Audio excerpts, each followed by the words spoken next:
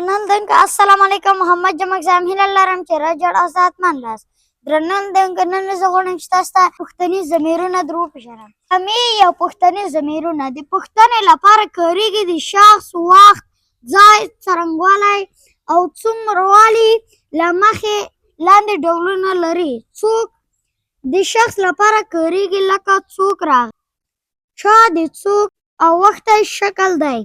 او د شخص لپاره کارېږي لکه چا وژړل. کله د وخت پوښتنه کوي او نه ګردانیږي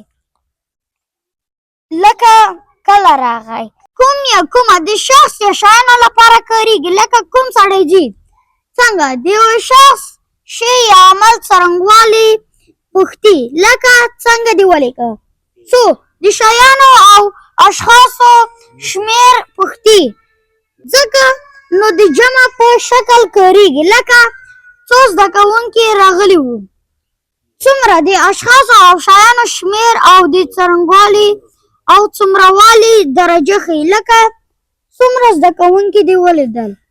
ولې د یو عمل او پېښې لامل پوښتي لکه ولې درس نه لولید.